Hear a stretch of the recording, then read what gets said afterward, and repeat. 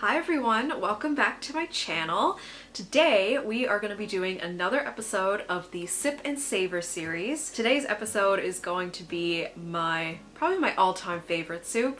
This is my homemade turkey soup. It is perfect to do in a big batch after like a holiday turkey dinner, and then just freeze a bunch of portions, and I usually just save them for when I'm feeling a little under the weather. I've not only experienced this myself, but other people who I've shared the soup with have told me that it is magical. It has healing powers, and I truly believe that. If you try it, let me know if it heals you too.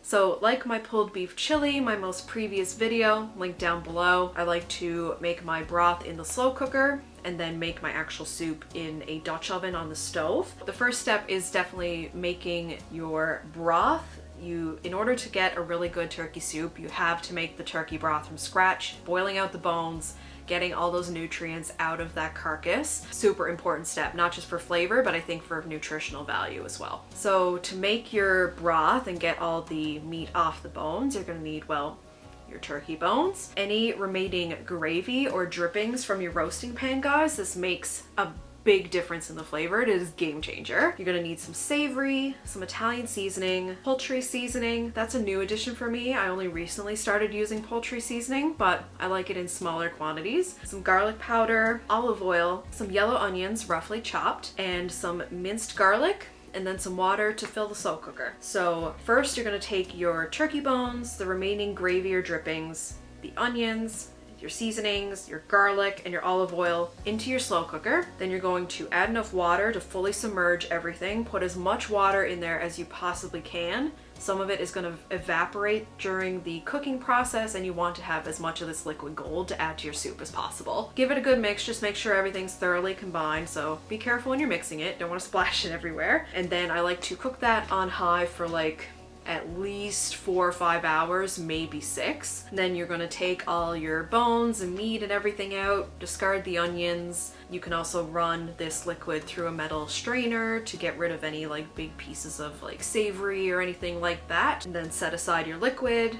Then make sure you take whatever good turkey meat fell off those bones and set that aside as well. And then you are ready to start your actual soup. I like to do this the day before, just so it breaks up the process a little bit, and yeah, I just find that a little bit easier. So for the actual soup, you're gonna need some more olive oil, some finely chopped onions, some carrots peeled and sliced or chopped, whichever you prefer. I also add turnip to mine, so I like to chop that up into small cubes. Unfortunately, the turnip that I bought when I was making this batch of soup turned out to be not ripe at all. It was not usable. So typically I would add turnip if it's usable, but it wasn't, so we're just gonna pretend it was there. Okay, back to the video.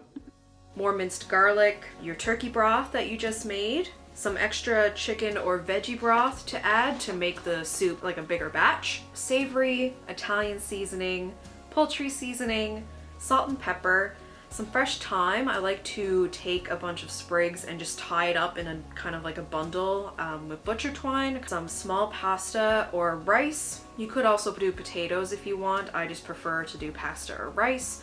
Usually I'll do pasta because I'm a pasta girl, and I'll usually buy orzo, which is a type of pasta that looks like giant grains of rice, but they're actually pasta.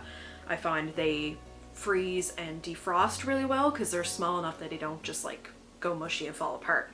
But feel free to use whatever starch you like. If you are gonna do rice though, do not add too much. Do not add too much. It will absorb so much liquid and it will end in disappointment. For this particular size batch, I wouldn't add more than like 3/4 cup of rice. And then, of course, your turkey meat. Whatever was left over, whatever came off the bones in the liquid, have that ready to go as well. Then in the large pot or Dutch oven on medium-high heat, we're gonna cook our onions for roughly 3 minutes. Then we're gonna add our carrots and turnip, mix that in, let it cook for another 2 or 3 minutes. Then I'm gonna add my garlic, and I'm just gonna let that cook until it's fragrant, so about a minute. Hey guys, just me jumping in here to say that I added a little bit more dried herbs than I normally do.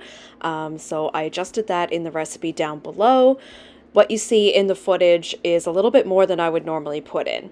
Okay, back to the video. So next we're gonna add our turkey broth and then our additional chicken or veggie broth, get that liquid in the pot. Then we're gonna add our seasonings and our pasta or rice and the bundle of fresh thyme. Give that a good mix. Gonna wanna bring that to a boil and then reduce it for, I wanna say around, you don't want your pasta to be overcooked. So I wanna say check on it in like 10 or 12 minutes and just let it simmer until your pasta is just cooked. Then you're gonna add in all your turkey meat, mix that in, continue to simmer for a few minutes just to bring the turkey up to temperature with the rest of the soup.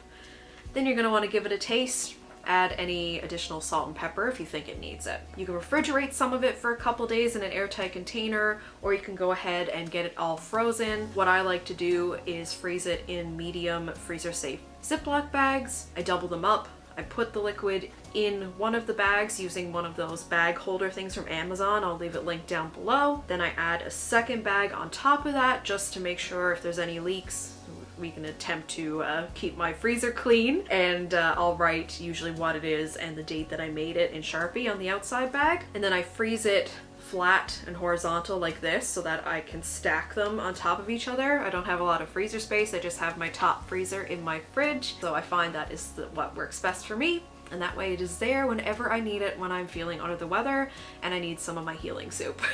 And yeah, that is how I make my turkey soup. I usually make that 2 to 3 times a year. I've gotten a lot of compliments on it, not to toot my own horn or anything, but received a lot of good feedback on it, so I wanted to share the recipe with you guys and I hope you enjoy it too. If you do make it, leave me a comment down below, let me know how you found it, and yeah, thank you so much for watching this video, guys. I really hope you enjoyed it. Give a thumbs up if you did. Make sure you hit that subscribe button if you have not already, and I'll see you soon with another video. Bye!